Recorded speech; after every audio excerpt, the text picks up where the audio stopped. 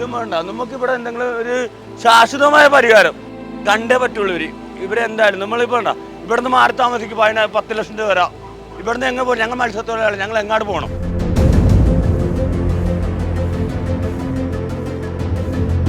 എത്ര വർഷം ഇവിടെ പഠിത്തം മുടക്കിയിട്ടുണ്ടറിയാം. ഞങ്ങൾക്ക് പഠിക്കുന്നവർക്ക് ഞങ്ങൾക്ക് പഠിത്തം ഇല്ലാത്ത കാലഘട്ടങ്ങളുണ്ടായി. ഇനിയുള്ള ഭാവി എന്നെ നോക്കണ്ട.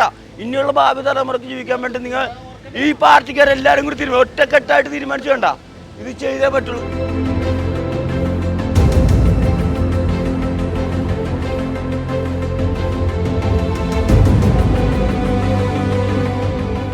ഞങ്ങൾ അനാഥരെ പോലെ അധ്വാനിച്ച് കഷ്ടപ്പെട്ട് വേലെടുത്ത് കൊണ്ടുവന്ന ഒരു ഭവനമാണ് ഈ ഇങ്ങനെ പോണത്. അല്ല, കയറിയിട്ട് 11 മണി രാത്രി വരെ ഈ കണ്ട വീട് മുഴുവനും വെള്ളം പറ്റിക്കലായിരുന്നു.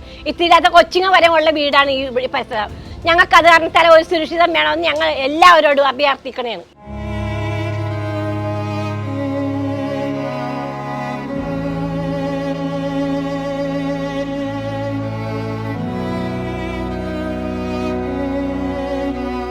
ഞങ്ങൾ 8 പേര് താമസിക്കുന്ന ഒരു വീടാണിത്. കിടക്കണ മുറികളാണ് ഇപ്പൊ കാണുന്നത്. ഇനിയിപ്പോ വൈകുന്നേരം ആവുമ്പോ ഈ വെള്ളം പറ്റി കോരി കളഞ്ഞ് ഉണക്കിയിട്ട് മാത്രമേ ഞങ്ങൾക്ക് ഇവിടെ കിടക്കാൻ പറ്റുള്ളൂ. ഇപ്പൊ തൽക്കാലം പിള്ളേരൊക്കെ ഇപ്പുറത്തോട്ട് മാറ്റിയേക്കണേണ്. ഇതിപ്പോ 3 വർഷമായിട്ട് ഇത് തന്നെ സ്ഥിരം പണിയാണിത്. അതെ, വീടിന്റെ ബലം പോയിക്കൊണ്ടിരിക്കുന്നതാണ്. തറ ഒന്നും ഇല്ല. ഇതൊക്കെ എന്തോരം താന്നിരുന്ന വെച്ച വീടാണെന്നറിയോ? പൊക്കി ഓരോ വർഷം ഞങ്ങൾ പൊക്കി കൊണ്ടുതന്നെയാണ് ഇത്. ഞങ്ങളുടെ സുരക്ഷ നമുക്ക് കിടക്കണ്ടേ, പെരുമാറണ്ടേ, അതുകൊണ്ട് ഞങ്ങൾ പൊക്കി എടുക്കുന്നതാണ് ഇത്. 2 പേരും മത്സ്യത്തൊഴിലാളികളാണ് ഇവിടെ കഴിയുന്നത്. അവരിപ്പോ ഈ ഒരാഴ്ചയായിട്ട് പണിക്ക് പോലും പോകാൻ പറ്റിയിട്ടില്ല, ഈ കാറ്റും മഴയും തുടങ്ങിയിട്ട്. അതാണ് നമ്മുടെയൊക്കെ അവസ്ഥ.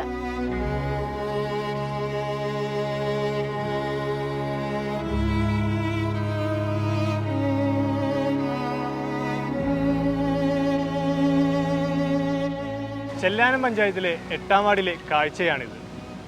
മഴക്കാലമായാൽ കടലേതാണ് കര ഏതാണെന്ന് തിരിച്ചറിയാൻ പറ്റാത്ത സാഹചര്യം.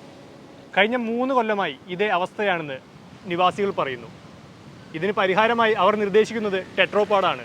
ഇത്തിരി ഒരു ആശ്വാസത്തിന് വേണ്ടി ജിയോ ബാഗ് ഇത്തിരി നീളത്തിലേക്ക് ആ ഭിത്തി വരെ വെച്ചിരുന്നെങ്കിൽ ഇത്തിരി സമാധാനമായിരുന്നു. ഗ്യാസ് കൊണ്ട കടൽ ഭിത്തി വളർന്നിട്ടുണ്ട്, ബോള് വളർന്നിട്ടുണ്ട്. അപ്പോൾ അതിനനുസരിച്ച് കൊണ്ടുവന്ന് മുട്ടിച്ച് ഇതേപോലെ സീ ബോള് അവിടെ വരെ ഒന്ന് ജിയോ ബാഗ് ഒന്ന് മുട്ടിച്ചിരുന്നെങ്കിൽ ഇങ്ങനത്തെ ഒരു അവസ്ഥയുടെ വരില്ലായിരുന്നു.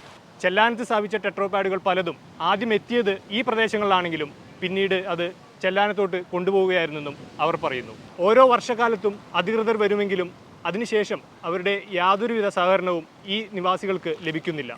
കടൽക്കയറ്റം തടയാനായി കഴിഞ്ഞ മാസം സ്ഥാപിച്ച ജിയോ ബാഗുകളുടെ അവസ്ഥയാണ് ഈ കാണുന്നത്. അത് തകർത്താണ് കടൽ ഇത്തവണ വീടുകളിലോട്ട് ഇരച്ചു കയറുന്നത്.